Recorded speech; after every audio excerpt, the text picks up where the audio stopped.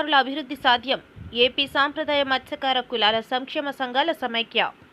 మత్స్యకారుల అభివృద్ధి కూటమి ప్రభుత్వంతోనే సాధ్యమని ఆంధ్రప్రదేశ్ సాంప్రదాయ మత్స్యకార కులాల సంక్షేమ సంఘాల సమైక్య రాష్ట్ర అధ్యక్షుడు నడుకుదుటి అర్జున, ప్రధాన కార్యదర్శి చింతకాయల ముత్యాలు అన్నారు. డాబా గార్డెన్స్ విజేఎఫ్ ప్రెస్ క్లబ్లో శుక్రవారం ఉదయం ఏర్పాటు చేసిన మీడియా సమావేశంలో వారు మాట్లాడుతూ, రాష్ట్రంలో మత్స్యకార సామాజిక వర్గంలో గల 14 ఉపకులాలకు వారి జనాభా ప్రాతిపదికన ప్రత్యేక కార్పొరేషన్లు ఏర్పాటు చేసి ఆయా కులాల అభివృద్ధి సంక్షేమానికి పాటుపడాల్సిందిగా రాష్ట్ర ముఖ్యమంత్రి చంద్రబాబు, ఉప ముఖ్యమంత్రి పవన్ కళ్యాణ్కు విజ్ఞప్తి చేశారు. తమిళనాడు, పాండిచేరి రాష్ట్రాల మత్స్యకారులు ఆంధ్రప్రదేశ్ సముద్ర జలాలలో అక్రమంగా చేపల వేట చేస్తూ మత్స్య సంపదను అక్రమంగా దోచుకు వెళ్తూ రాష్ట్ర మత్స్యకారులపై దాడులు చేస్తున్నారన్నారు. ఈ పరిస్థితుల్లో మత్స్యకార సామాజిక వర్గానికి చెందిన రాష్ట్ర ఎక్సైజ్ గనుల శాఖ మంత్రి కొల్లు రవీంద్ర, కాకినాడ సిటీ శాసనసభ్యులు వనమాడి వెంకటేశ్వరరావు, మాజీ మంత్రి మోపిదేవి వెంకటరమణారావు, నరసాపురం శాసనసభ్యులు బొమ్మిడి నాయకర్ కలిసి రాష్ట్ర ముఖ్యమంత్రి చంద్రబాబు దృష్టికి ఈ విషయం తీసుకెళ్లారని తెలిపారు. స్పందించిన ముఖ్యమంత్రి రాష్ట్ర సముద్ర జలాల్లో రాష్ట్రానికి చెందిన మత్స్యకారులు మాత్రమే చేపల వేట చేసుకోవాలని నెల్లూరు, తిరుపతి జిల్లాల కలెక్టర్లకు ఆదేశాలు జారీ చేయడంపై హర్షం వ్యక్తం చేశారు. పక్క రాష్ట్రాల మత్స్యకారుల చేపల వేటను ఆపాలనే ఉద్దేశంతో గస్తీ బోట్లను మంజూరు చేసి నిరంతరం సముద్రంలో పటిష్టమైన నిఘా ఏర్పాట్లు చేసిన ముఖ్యమంత్రి నారా చంద్రబాబు సమస్య పరిష్కారానికి కృషి చేసిన మత్స్యకారుల నాయకులకు సమైక్య తరపున కృతజ్ఞతలు తెలుపుతున్నట్లు అర్జున, ముత్యాలు తెలిపారు. ఉత్తరాంధ్ర జిల్లాలలో అధిక సంఖ్యలో ఉన్న వాడబలిజ కులానికి చెందిన వారికి శ్రీకాకుళం, విజయనగరం, విశాఖ, అనకాపల్లి, కాకినాడ పార్లమెంట్ స్థానాలలో కూటమి ప్రభుత్వం అధికారంలోకి వచ్చిన తర్వాత ఎటువంటి నామినేటెడ్ పదవులు ఇవ్వలేదన్నారు.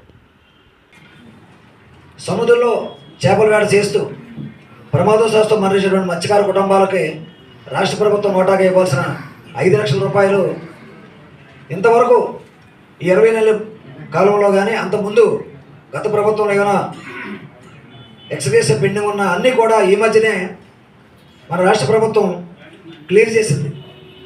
ఎటువంటి బకాయిలు లేవు. అలాగే డీజిల్ సబ్సిడీ లీటర్కి 9 రూపాయలు ఇస్తా ఉన్నారు.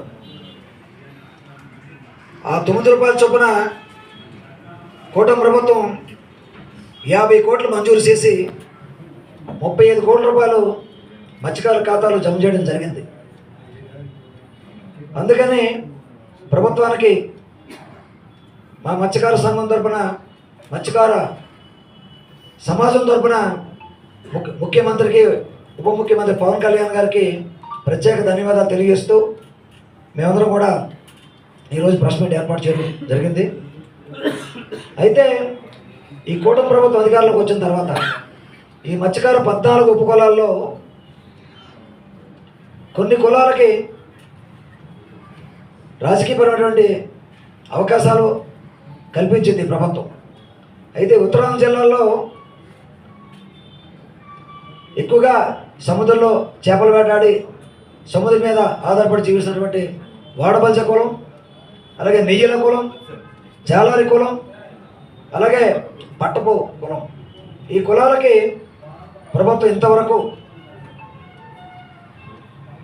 నామినేటెడ్ పదవుల్లో ఇవ్వాల్సిన అవసరం ఉంది. అందుకు గాను మా సంఘం తరఫున రాష్ట్ర ప్రభుత్వాన్ని ఏవైతే మత్స్యకార ఉపకులాల్లో ఈ యొక్క నామినేటెడ్ పదవులు కానీ ఇతరత్ర రాజకీయపరమైన అవకాశాలు కల్పించమని చెప్పేసి ప్రభుత్వాన్ని కోరుతున్నాం. అయితే ఈ మధ్యకాలంలో అటు పాండిచేరి మత్స్యకారులు కానీ, తమిళనాడు మత్స్యకారులు కానీ, మన ఆంధ్ర తీర ప్రాంతం సరిహద్దు అయినటువంటి నెల్లూరు జిల్లా, అలాగే తిరుపతి జిల్లా మత్స్యకారుల మీద దాడులు చేసి మన ఆంధ్రప్రదేశ్ సముద్ర జలాల్లో మరి వచ్చి వాళ్ళు మన మత్స్య సంపదను వేటాడి, అక్రమంగా వేటాడి ఎదిరించిన మన ఆంధ్రప్రదేశ్ మత్స్యకారులపై దాడులు చేయడం జరిగింది. అయితే కూటమి ప్రభుత్వంలో మా మత్స్యకార నాయకులు, ముఖ్యంగా ఈ రాష్ట్ర ఎక్సైజ్ మరియు భూగర్భ గనుల శాఖ మంత్రులు శ్రీ కొల్లు రవీంద్ర గారు నాయకత్వంలో ఎక్స్ మోపిదేవి వెంకటరమణ గారు, కాకినాడ ఎమ్మెల్యే వనమాడి వెంకటేశ్వర గారు, నరసాపురం ఎమ్మెల్యే బొమ్మడి నాయక్ గారు, అలాగే నెల్లూరు జిల్లా మత్స్యకారులు, నెల్లూరు జిల్లా నాయకులు అందరూ కలిపి ఈ సమస్యపై చర్చించి ముఖ్యమంత్రి గారి దృష్టికి తీసుకెళ్ళి ఇది అన్యాయం, మన మత్స్యకారులకి అన్యాయం జరుగుతూ ఉంది, దీన్ని అడ్డుకొని తీరాలని చెప్పేసి ముఖ్యమంత్రి గారితో చర్చించి ఈ మధ్య నాయుడు తోటలో ముఖ్యమంత్రి గారి పర్యటన సందర్భంగా అటు తిరుపతి కలెక్టర్ గారికి, నెల్లూరు కలెక్టర్ గారికి కూడా సీఎం గారు స్పష్టమైన ఆదేశాలు ఇస్తూ మన జలాల్లో, మన సముద్ర జలాల్లో మత్స్య సంపద ఆంధ్రప్రదేశ్ మత్స్యకారులకే చెందాలి, కాబట్టి పక్క రాష్ట్రాల మత్స్యకారులు రాకుండా గస్తీ బోట్లు ఏర్పాటు చేసి మన మత్స్యకారులకు రక్షణగా ఉండాలని చెప్పేసి ముఖ్యమంత్రి గారికి చెప్పినందున ముఖ్యమంత్రి గారు తక్షణమే స్పందించి గస్తీ బోట్లు ఏర్పాటు చేసినందుకు మా మత్స్యకారుల తరఫున ముఖ్యమంత్రి గారికి, ఈ సమస్య పరిష్కరించిన మా మంత్రి కొల్లు రవీంద్ర గారికి, మిగతా నాయకులు కూడా సంఘం తరఫున ప్రత్యేక ధన్యవాదాలు తెలియజేసుకుంటాం. కాబట్టి కూటమి ప్రభుత్వం అధికారంలోకి వచ్చిన తర్వాత మత్స్యకారులకి అంత ముందు ఆగిపోయినటువంటి పథకాలు, చేపలు పట్టుకున్న వల్ల కానీ, ఇంజులు కానీ, అలాగే ఫైబర్ బోర్డులు కానీ అన్నీ కూడా మంజూరు అవుతున్నాయి. తెలుగుదేశం పార్టీతోనే గతంలో మత్స్యకారులు అభివృద్ధి చెందారు, ఈ బోట్లు వల్ల తెప్పలు మంజూరైనాయి. ఇప్పుడు కూటమి ప్రభుత్వం వచ్చిన తర్వాత కేంద్రంలో నరేంద్ర మోడీ గారు ఉండడం వల్ల ప్రధానమంత్రి మత్స్య సంపద యోజనని, ఆ పథకం ద్వారా రాష్ట్ర ప్రభుత్వం సారథ్యంలో పెద్ద ఎత్తున మత్స్యకారులందరూ కూడా అన్ని సంక్షేమ పథకాలు అందుతూ మత్స్యకార గ్రామాలు కూడా బాగా అభివృద్ధి చెందుతున్నాయి.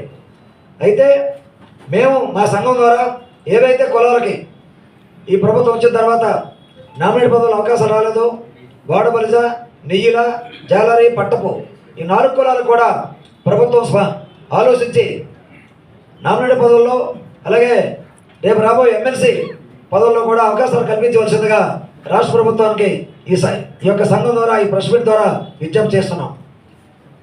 ఇప్పుడు ప్రెస్ మీట్ ఉద్దేశించి పెద్దలు రాష్ట్ర సంఘం అధ్యక్షులు శ్రీ నరకుడి